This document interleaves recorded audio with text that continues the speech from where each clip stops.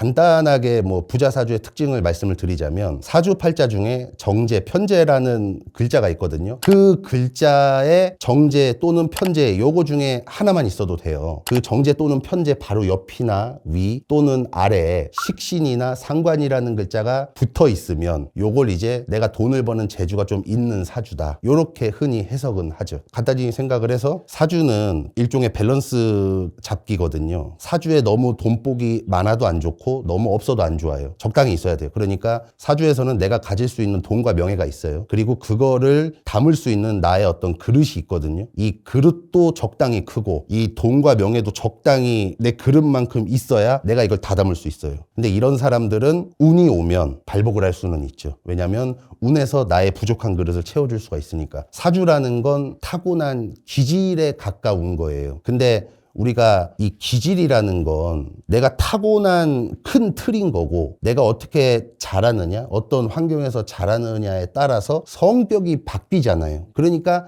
큰 틀은 비슷한 거죠. 예를 들어서 어떤 것까지 알 수 있냐면 얘는 돈복이 많다까지는 알 수 있는데 얘가 어떤 식으로 돈을 버는 걸 선호하느냐까지도 알 수는 있어요. 그런데 뭘로 돈을 벌 거냐는 명확히 정해지지는 않았어요. 너무 선택지가 여러 가지다 보니까. 그래서 예를 들어서 뭐 사주에 정제라는 기운이 만약에 있다. 정제는 바를 정자거든요. 바른 재물이란 뜻인데 안정적인 재물이라고 해석을 해요. 사주에서는. 근데 안정적이라는 건 돈의 스케일에는 상관없이 내가 월세처럼 꼬박꼬박 리스크 없이 돈을 벌어들일 수 있는 그런 돈벌이를 추구하는 사람들인 거죠. 내 사주에 정제가 있는 사람들은. 그리고 또 이제 편제라는 글자가 있는데 요거는 치우칠 편의 재물제. 그러니까 치우친 재물 한 번에 확 땡겨서 벌고 없을 때는 완전 없고 요런 식으로 기복이 있는 재물. 이 사주에 편제가 많이 있는 사람들은 아무래도 좀 내가 다이나믹하게 돈 버는 걸 좀 선호하는 경향이 짙겠죠. 실제로 상담을 하다 보면 정말 결혼해서 아내를 잘 만나서 인생이 핀 분들이 되게 많아요. 그리고 정말 30대 때까지는 창창하셨는데 결혼 잘못해서 망하는 경우도 많고. 그래서 보통 어른들이 그런 말 하잖아요. 30대 때 돈 버는 거 부질없다고. 저는 그걸 상담하면서 좀 많이 느끼는 것 같아요. 40대, 50대 때 부자들이랑 30대 때 돈을 많이 버는 거랑은 전혀 관련이 없더라고요. 사실은 운보다 어떻게 보면 더 중요하다고 볼 수가 있는데 예를 들어서 우리가 운이 좋다고 하는 건 뭐냐면 사주팔자에서 나한테 필요한 오행이 운에서 들어오는 걸 보고 운이 좋다라고 하거든요. 그렇다는 건 운에서 들어오는 이 운기랑 내 사주를 이루고 있는 사주팔자의 기운들이랑 동일한 기운이란 얘기예요. 그렇다는 건 내가 만약에 물이 많은 사주다. 그럼 나라는 사람은 물의 기운을 많이 발산을 하고 있는 거거든요. 그러니까 옆에 있는 사람이 나한테 필요한 오행을 가지고 있으면 좋은 영향을 받을 수밖에 없는 거죠. 예를 들면은 이 서로의 어떤 기운이 한 명이 강하면 한 명이 약한 게 좋거든요. 그리고 한 명이 양의 기운이 많으면 한 명은 음의 기운이 많은 게 좋고 이런 식으로 좀 밸런스가 맞냐를 일단 우선적으로 보고요. 그 다음에 얼마나 이성에게 잘할 수 있는 사주인가를 보고 그 다음에 가장 중요한 거 이 사람이 가지고 있는 기운이 상대방에게 필요해야 되고 상대방이 가지고 있는 기운이 이 사람에게 필요해야 돼요. 그러니까 서로가 서로에게 좋은 기운을 갖고 있느냐 여기까지 보고 그리고 앞으로의 서로의 운세는 어떻게 좋느냐 요거까지 이렇게 보는 거죠. 상극이어도 잘 사는 경우가 있어요. 네, 왜냐하면 상극이 그렇게 중요하지는 않은 게 우리가 몸이 아파요. 이 친구가 암에 걸렸어요. 생사를 찢어가지고 암세포를 제거를 해야 되잖아요. 그럼 어쩔 수 없이 위해를 가야 된단 말이에요. 내 멀쩡한 백가죽을 가르는 어떤 위해를 가하는 거잖아요. 근데 그걸 감수하고서라도 얘를 고치기 위해서는 그렇게 해야 된단 말이에요. 상극이란 게 약간 이런 개념인 거예요. 무조건 상극이라고 나쁜 게 아니라 나한테 필요한 기운을 갖고 있으면 상극일 확률이 높거든요. 예를 들어서 내가 물이 많다 사주에. 그럼 나는 불의 기운이 필요할 확률이 높은데 불과 물은 상극이에요. 그럼 부딪힐 수밖에 없죠. 근데 부딪히지만 좋은 거예요, 둘이. 남자 사주에서 정제, 편제라는 글자가 여자에 해당하는 글자거든요. 여기서 편제라는 건 치우칠 편자. 그러니까 약간 기복이 있는 여자를 뜻하는 거예요. 뭐 애인이나 이렇게 한순간 사귀었다가 한순간 떠나가는 뭐 이런 여자, 안정적이지 않은 여자를 뜻하는 거고 정제라는 게 대표적으로 이제 바를 정자기 때문에 아내를 뜻하는 거거든요. 근데 이제 남자 사주를 봤을 때 만약에 정제, 편제가 막 되게 여러 개가 있다. 여자가 여러 명이란 뜻이잖아요. 안 좋게 보죠. 그리고 아예 없다 사주에 정제 편제라는 글자가. 그럼 이 사람 사주에 여자가 없는 거예요. 여자가 없다는 거는 내 인생에 있어서 여자의 소중함을 모른다는 얘기기도 하거든요. 그러니까 사실 안 좋다고 하기에는 뭐 무리는 있을 수 있는데 그렇다고 해서 좋다고 하기가 애매해요. 왜냐하면 이 사람 인생에 이 사람 사주에 여자가 없다는 거는 여자를 어떻게 대할 줄 모른다든지 아니면은 내가 인생의 우선순위에 여자가 결여되어 있다는 뜻이기도 한 거니까 되게 이런 사주를 타고났으면 되게 화목한 가정에서 이렇게 엄마 아빠가 얼마나 이렇게 이상적으로 사랑하는지 이런 모습을 봐야지 좀 고쳐질 수가 있는 거죠. 실제로 못쏠들이 있는 경우도 있는데 오히려 인기 많은 사주 중에서도 못쏠이 있어요. 못생겼으니까. 여자들이 싫어하는 얼굴이면은 아무리 인기가 많아도 여자 욕심은 그득해도 여자가 안 만나주잖아요. 그러니까 이건 어쩔 수 없는 거예요. 그래서 어쨌든 제일 중요한 게 정제가 딱 하나 있는 남자가 제일 좋아요. 그럼 여자가 딱 한 명 있다는 거니까. 그럼 여기서 이 정제라는 거 바로 옆이나 바로 위 또는 바로 아래에 이제 식신이나 상관이라는 글자가 붙어 있으면 제일 좋은 거죠. 왜냐하면 식신 상관은 이 정제라는 글자를 보호해 주면서 기운을 이렇게 살려주는 거거든요. 그러니까 여자한테 잘해준다는 의미로 해석을 할 수가 있어요. 여자 사주를 보면 정관, 편관이라는 글자가 있는데 이게 남자거든요. 역시 똑같아요. 이 정제 편제를 이 정관, 편관에 대입을 한다면 정관, 편관이 많으면 그만큼 남자가 여럿이라는 얘기거든요. 이 실속 없는 남자들이 여럿이다. 이런 뜻이고 이게 간혹 가다가 바람기로 발현되는 경우도 있어요. 그리고 또 정관 하나만 있는 게 좋죠. 여자도 마찬가지로. 근데 이 정관이라는 글자 바로 옆이나 위 또는 아래에 정제나 편제라는 글자가 있으면 좋죠. 정제 편제라는 글자는 이 정관, 남자를 또 살려주는 글자거든요. 만약에 이렇게 내가 만세력으로 사주를 뽑아본다 했을 때 여자 같은 경우는 아까 정관, 편관이라는 글자가 나한테 남자라고 했잖아요. 그러면 그냥 운에서 정관, 편관이 들어오는 시기가 내 결혼운에 가까울 수 있겠다라고 아주 쉽게 생각해 주시면 돼요. 아주 쉽게 생각하면은 요것도 결혼운 중에 하나고 또 정제나 편제라는 글자가 들어오는 것도 결혼운 중에 하나고 이렇게 생각을 하시면 되고 사실 이 결혼운이라는 거는요. 무조건 결혼운이 왔다고 해서 결혼하는 거는 또 아니에요. 운이라는 게 계절 같은 거예요. 예를 들어서 제가 만약에 수영장 가는 걸 좋아해요. 여름에 밖에 수영장을 못 가잖아요. 그러니까 수영장에 갈 수 있는 운이 여름인 거죠. 근데 내가 수영장을 안 가면 여름이 와도 수영을 할 수가 없듯이 결혼도 내가 행동을 해야지 할 수가 있는 거예요. 그리고 내가 정말 겨울에도 수영장을 가고자 하면 뭐 저기 온천을 가든지 이래서 수영을 할 수도 있는 거고 그래서 운은 안 좋아도 내가 행동을 하면 분명히 결혼 상대를 만날 수는 있다. 대부분 운이 안 들어왔을 때 결혼 상대를 만나는 경우가 많아요. 뭐 대부분이라고 하긴 그렇고 한 반반. 단지 이제 노력이 2배, 3배 더 들어가야 된다는 점이 있고 운이 있으면 내가 별거 안 해도 이루어질 확률이 높은 거고 을사년 같은 경우는 이제 역마살의 기운이면서도 화에 해당하는 기운이거든요. 내가 예를 들어서 내년 같은 경우에 이제 닭띠나 소띠 그리고 원숭이띠 요렇게는 이동수가 강하게 생길 수가 있어요. 예를 들면은 뭐 이사가 될 수도 있고 이직이 될 수도 있고 그리고 내가 전혀 새로운 일을 시작을 한다든지 어딘가에 이렇게 제의가 들어온다든지 그럴 수가 있는 거죠. 그 대신 이제 좋은지 나쁜지 알 수 있는 팁은 있는데 만약에 내가 정말 좋거나 나쁘다고 하면 대부분의 사람들은 먼저 꿈을 꿔요. 그래서 그 가끔씩 기억에 나는 꿈을 꿨다. 근데 이거 자체가 조금 되게 범상치가 않은 꿈 같다. 느낌이 좋다. 그러면 실제로 좋은 경우가 많죠. 반대로 안 좋으면은 좀 안 좋은 경우가 많고. 불이라는 건 말 그대로 활활 타오르잖아요. 내 에너지를 밖으로 발산하는 거예요. 발산을 한다는 건 사람들한테 눈에 띈다는 거고 그리고 솔직하다는 거고 뭐 거짓이 없고 숨기는 게 없고 항상 나를 드러내야 하는 특성이 있는 거죠. 그리고 금의 기운.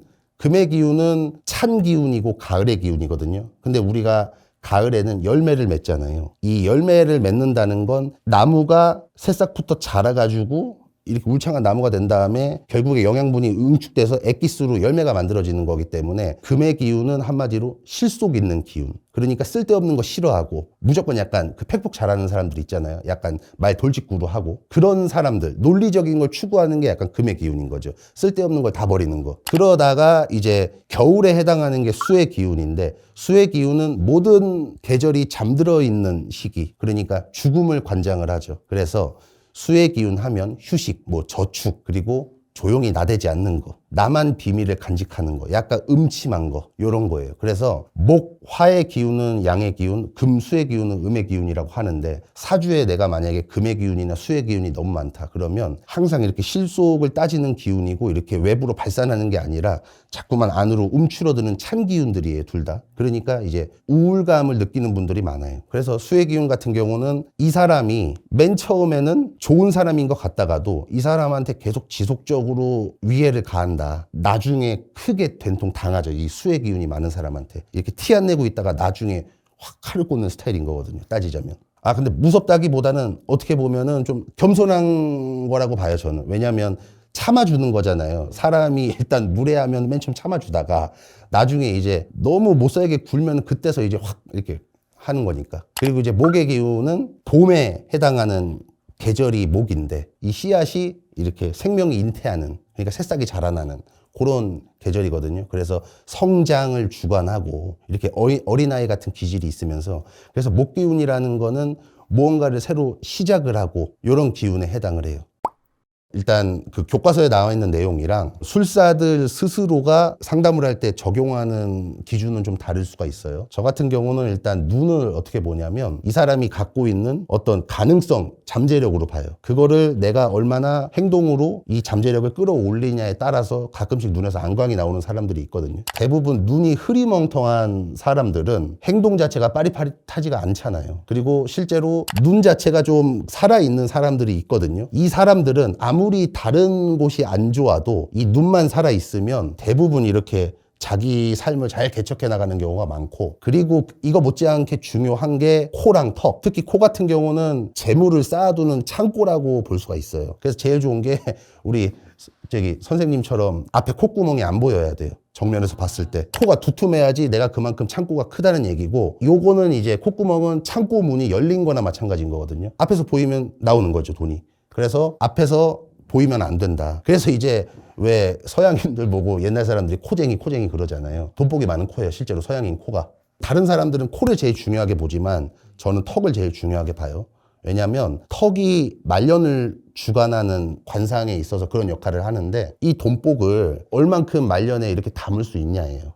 저처럼 턱이 큰 사람이 좋기는 한 거죠. 사실 사각턱 관상 되게 좋은 거예요. 그래서 제가 좀 안타까운 게, 우리나라 같은 경우는 성형을 하면 무조건 턱을 돌려 깎는 거를 미의 기준으로 생각을 하잖아요. 서양이랑 완전 반대거든요. 그런데 그거 자체가 사실은 안 좋아요. 그리고 되게 웃긴 게, 이게 실제로도 연예인들 보잖아요. 그러면 막상 사각턱 연예인들이 다 톱스타예요. 송혜교, 전지현, 김태희, 한가인도 그렇고 김태리도 그렇고, 이 사람들 턱을 보면 갸름하지 않아요. 눈썹 같은 경우는 뭐냐면 일종의 지붕이라고 생각을 해주시면 되거든요. 그러니까 내가 눈썹이 눈을 덮지 않는다, 이게 되게 눈썹이 짧은 사람들 있잖아요. 이 사람들은 한마디로 이제 계속 나한테 이제 우환이 새는 거죠. 그러면서도 이제 재물운에도 영향이 가는 거고. 그래서 눈썹이 이렇게 좀 길면서 이렇게 갈매기 눈썹이나 제일 좋은 건 이제 달마대사 같은 눈썹, 그런 것들이 이제 내 비를 막아주는 역할이 되는 거죠. 그리고 이제 귀는 관상으로 봤을 때 내가 얼마나 이 사람들의 말을 듣고 이거를 얼마나 나한테 좋은 의미로 필터링을 할 수 있느냐거든요. 그래서 귀는 웬만하면 큰 게 좋고, 그리고 이렇게 쪽박귀 있잖아요. 이게 제일 좋아요. 뭔가 이렇게 담을 수 있기 때문에.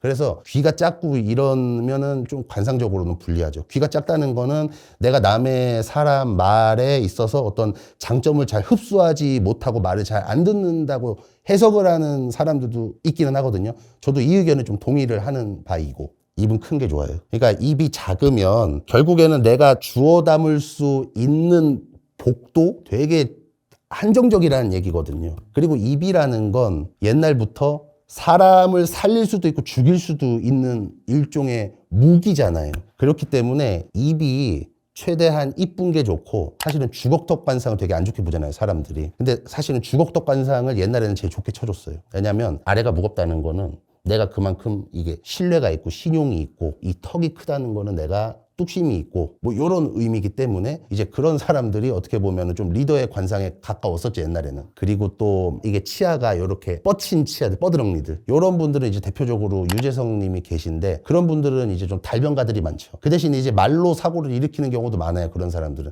이리저리 옮긴다고. 연예인들이 이제 그 임플란트를 해가지고 치아를 다 갈아내잖아요. 그거 별로 안 좋은 거예요. 어떻게 보면은 오행으로 치면 이 치아가 금이거든요. 목화토금수 오행 중에 이 금의 기운 하나를 아예 그냥 없애버리는 거예요. 그래서 이 치아 같은 같은 경우도 사실은 교정도 좀 조심하실 필요가 있어요. 예를 들어서 뭐 교정이 정말 부정교합이거나 치아 사이가 벌어진 분들이 계세요. 그런 분들은 오히려 돈이 새 나간다고 해서 교정을 할 필요가 있는데, 예를 들어서 내가 딱 봤을 때 교정할 필요가 없는데 좀 더 이뻐지고 싶어가지고 막 일부러 과도하게 교정해서 옥리돼가지고 이렇게 막 합주기 교정되고, 그리고 딱 봤을 때 그렇게 과도하지 않은데 너무 이렇게 우리나라 미의 기준에 따라가려고 이렇게 너무 입을 집어넣으면 좀 안 좋은 거죠. 내가 그만큼 할 말 못한다는 얘기예요. 이게 들어가니까. 이게 어느 정도는 좀 나와 있는 게 좋거든요. 도톰하게. 그리고 딱 봤을 때 입술을 보면 이게 타고나요. 저 같은 경우는 가만히 있으면 살짝 이렇게 쳐져 있거든요. 근데 이게 그렇죠. 입꼬리가 쳐져 있고 올라간 사람이 있는데, 이거는 제가 봤을 때 선천적인 것 같아요. 그러니까 타고나는 것 같아요. 이거 후천적으로 고치기 힘든 것 같아요. 입꼬리가 내려가는 사람들은, 이거는 그냥 제가 그래서 그런지 모르겠는데 실제로 조금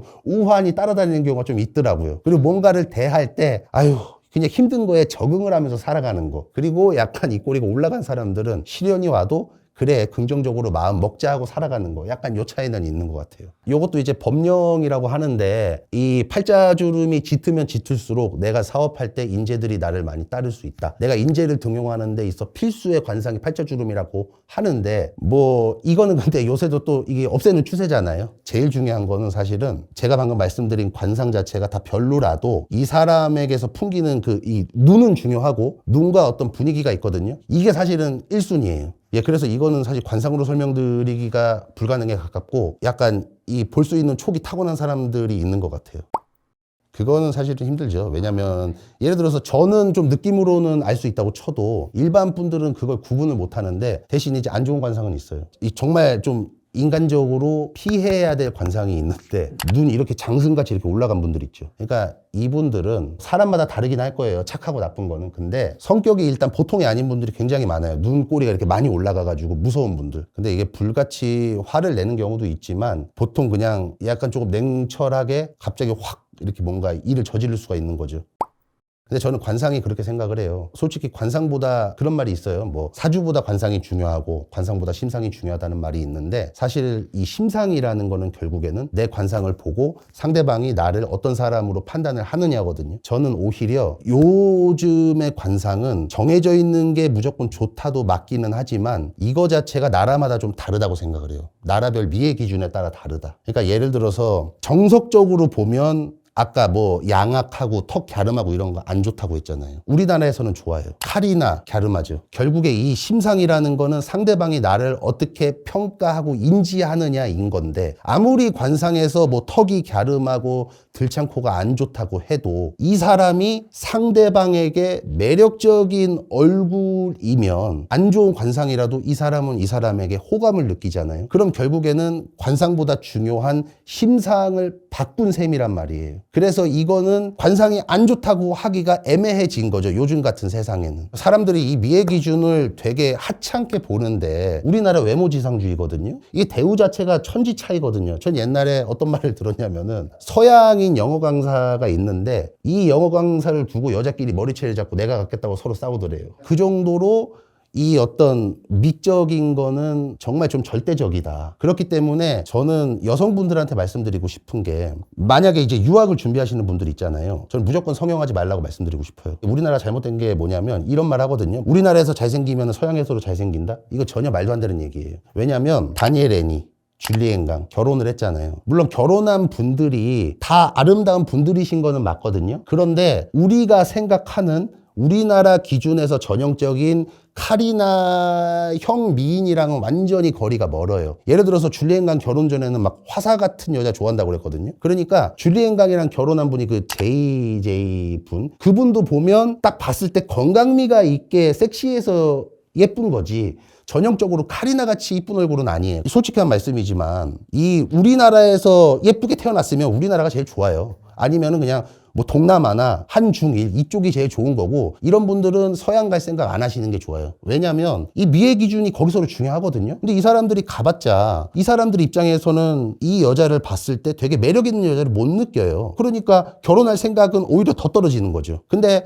반대로 이제 예를 들어서 내가 봤을 때 약간 좀 광대도 있고 턱도 어느 정도 둥그스름하다, 이런 여성분들은 가면은 인기 많을 거예요. 그 대신 이제 운동을 해가지고 다이어트 한 다음에 이제 몸매가 좀 쭉쭉빵빵하게 만들고 차라리 좀 각진 얼굴들이 인기가 많아요. 이게 되게 신기한 게 제가 이거를 어디서 좀 깨달았냐면 저는 예전에 그 서양 분들을 되게 많이 만났어요. 근데 제가 사실은 한국에서 그렇게 전형적인 미남상이 아니잖아요. 근데 서양 분들은 약간 운동을 해서 저처럼 약간 좀 이렇게 무섭게 생기고 등치도 있고 이런 분들을 좋아하는 부류가 좀 많더라고요. 그래서 완전히 이렇게 서구권은 그 마초적인 걸 선호하는 문화라서 요새야 이제 BTS라든지 뭐 틱톡 이런 거의 발달로 요즘은 좀 받아들이고 있는 추세라고 하더라고요. 어떤 이런 아시아에 있는 문화권을. 그래서 어린 애들은 요런 약간 에이시안 보이들을 좋아하기는 하는데 아무래도 현재 20, 30대는 아직까지는 이렇게 좀 남자다운 상이 이렇게 미의 기준인 건데 그러니까 어쨌든 중요한 거는 저는 이제 역술인이다 보니까 그런 이제 서양 분들 만나면서 이런저런 얘기를 많이 해봤어요. 너네가 좋아하는 여자는 좀 어떤 상이냐. 제가 그래서 결론을 내린 게 그 약간 각진 상이다. 그래서 어쨌든 미의 기준이 달라요. 근데 우리나라는 무조건 우리나라에서 예쁘고 잘생기면은 서양에서도 예쁘고 잘생길 거라는 인식이 있는데 그게 전혀 아니라는 거죠. 이 사실 그래요. 손금이라는 게 막상 이거 좋다 저거 좋다 하잖아요. 없는 사람이 없어요. 솔직히 다 있어요. 저희 아버지도 그 몇백억 부자 M자 손금이거든요. 망했잖아요. 저도 M자 손금이 있는데 언제 망할지 모르죠. 그러니까 이거 같은 경우는 있으면 기분이 좋은 거고 없으면 좀 그런데 단지 이제 제가 말씀드리는 거는 이 손금에 있어서 가장 요 3대장, 손금의 3대장 이게 가장 중요하거든요. 예를 들면은 뭐 이런 거죠. 요 밑에가 생명선, 그리고 뭐 지능선, 감정선 뭐 이런 거예요. 그러니까 이거 자체가 조금 뚜렷하고 길게 있는 사람들이 이 생명, 지능, 감정 이 3요소가 결국에는 인간이 살아가는 데 있어서 어떤 탁월한 선택을 할 수 있는데 가장 큰 영향을 미치는 것들이잖아요. 그러니까 이게 확실히 뚜렷하게 줄이 그어져 있는 사람들이 내 인생을 좀 바꾸기가 수월하더라고요. 확실히 생명선이 좀 짧은 분들은 그만큼 조금 뒷심이 약하다든지 잔병치레가 많다든지 이런 경우가 좀 있어요. 그리고 이제 제일 중요한 게 막진손금 타고난 분들. 딱 보면은 얘 손금 되게 특이하게 생겼다 이게 있어요. 뭐냐면 이게 진짜 일자예요. 일자. 예, 손금 자체가. 일자세요? 정말 좋은 손금이에요. 정말 좋은 손금. 그러니까 이게 저는 몇만 명을 상담을 했으니까 부자들도 정말 많이 봤거든요. 그런데 부자들 중에서 선생님처럼 막진 손금이 진짜 많아요. 그러니까 이게 뭐라 해야 되지? 흔하지 않잖아요, 막진 손금이. 근데 정주영 회장님이 막진 손금이라고 하잖아요. 근데 이게 흔하지가 않은데 부자들 사이에서는 꽤 많이 보인다는 게 정말 신기한 거죠. 근데 이게 좀 사실은 전 막진 손금 좀 뭐 아니면 도라고 생각을 하거든요. 왜냐면 막진 손금이라는 거는 결정적인 한 방이 있다는 뜻이에요. 근데 그 결정적인 한 방이 있는 사람들이 정말 논팽이가 되거나 정말 큰 부자가 되거나 약간 극단적인 양상을 띠기는 하죠. 그래가지고 뭐든지 열심히 살아야 되는 거죠, 뭐. 그리고 이제 두 번째가 손이 두툼한 분들이 좋아요. 선생님은 막진 손금이긴 하지만 손이 그렇죠. 약간 그러니까 손에 살이 없는 사람들이 왜 안 좋냐면 이렇게 손을 봤을 때 이렇게 폈을 때 여기 틈새가 보이면 안 돼요. 이거 복이 빠져나간다는 얘기거든요. 그래서 이게 요런 데도 두툼한 게 좋아요. 요런 손바닥도. 요런 거 자체가 뭐 이제 체력이든 스태미나든 뭔가 내 인생의 풍파를 견디는 이런 완충제 역할도 되고 내가 얼마나 이렇게 많은 것을 이룰 수 있느냐. 결국에는 사람이 이렇게 두 손으로 뭔가를 하잖아요. 유일하게 동물 중에서 사람만이. 그러니까 이 손 자체가 이렇게 좀 두툼하고 뭔가 이렇게 있어야 손도 크고 길쭉길쭉하고 이렇게 두툼하고 이래야지 손금적으로는 이제 좀 성공할 확률이 높다. 뭐 이렇게 보기도 하죠. 손금보다는 사실은 그 사람의 뭐라고 해야 될까? 말을 해보면 품성이라고나 할까요? 그러니까 이 사람이 뭔가 좋고 나쁜 거를 떠나서 말을 해보면 이 사람이 왜 성공했는지가 조금 느껴지는 것 같아요. 그러니까 부자하고 다른 분들하고 좀 결정적인 차이가 그러니까 뭐 평범하게 사는 사람 제외하고 부자가 못 되는데 되게 이기적인 사람들이 있거든요. 진짜 너무 극명해요. 이기적인 사람들은 세상이 자기를 몰라준다라는 억울함이 너무 커요. 근데 되게 신기한 게 부자들은요, 내가 대단한 것 자체를 부정하지는 않거든요. 그런데 말을 할 때 보면 항상 자기 혼자서 이만큼 성공했다고 절대 말을 안 해요. 저 그런 분 단 한 명도 못 봤어요. 그러니까 부자 된 사람들은 대부분 뭔가 누군가의 도움이 있었다라는 식으로 항상 말을 하고 뭐 내 아내가 의지가 됐다, 남편이 의지가 됐다, 심지어 뭐 자식이 힘이 되어줬다 그런 식으로 약간 남 탓을 해 오히려 잘 된 걸. 근데 되게 안 되는 사람들 있잖아요. 질문하면 이래요. 예를 들어서 직업을 추천해 달래요. 사주에 맞는 직업을 말해줬어요. 자기가 싫대요. 그렇다고 못 본다는 거예요 저한테. 자기가 싫은 거랑 사주에서 해야 될 직업이랑 뭔 상관이냐고요. 근데 약간 이런 식이에요. 무조건 조금 이거에서 안 되고 저거에서 안 되고 이런 게 너무 강하고 아예 들을 생각을 안 해요. 예를 들어서 저한테 연애운을 물어봐요. 근데 제가 솔직히 말씀을 드렸어요. 근데 선생님 솔직히 까놓고 얘기해서 여자가 좋아하는 얼굴이랑 남자가 좋아하는 얼굴이랑 다르다. 남자가 좋아하는 얼굴은 냉정하게 아니시다. 그리고 우리 선생님께서는 만약에 연하를 너무 선호하시는데 제가 봤을 때는 이제 그거는 아니신 것 같다. 그래서 뭐 이렇게 하라. 만약에 이런 식으로 하면 여성분들은 그래도 말을 잘 듣거든요. 남자들이 진짜 좀 뭐라 해야 되지? 여자는 연애를 못하는 이유가 솔직히 눈이 높아서 연애를 못하는 거지 맘만 먹으면 여자는 무조건 다 결혼할 수 있는데 남자는 내가 여태까지 모쏠이었다. 하자가 있을 확률이 높아요. 그 하자라는 게 기본적으로 남자는 자기가 잘생겼다고 생각을 하잖아요. 거울을 보면은. 저도 오늘 거울 보면서 좀 웃고 나왔는데. 근데 이 사람한테 조언은 그거예요. 솔직히 말해서 여자가 좋아하는 스타일이 아니시다. 일단 옷을 약간 남친룩으로 입으신 다음에 사진 찍는 걸 배우셔라. 그래서 인스타에 좀 감성 사진 같은 걸 이렇게 연출해서 올리면 여자 입장에서는 얘 좀 센스 있어 보인다 하면서 좋아한다. 이런 걸 다 네가 만들어야 된다. 그리고 너 지금 살 빼고 얼굴도 좀 성형할 때가 몇 군데 있고 이렇게 하고 꾸며야 된다. 그러면은 돌아오는 말이 그거예요. 아니 나 있는 그대로 사랑하는 사람을 만나고 싶대요. 아니 자기는 이상형이 청아인데 그럼 지는 왜 청아 좋아하냐고요. 그렇잖아요. 답답한 경우가 있죠. 그러니까 이렇게 어떤 분야에서든 확실히 뭔가 가지지 못한 사람들은 문제점이 있더라.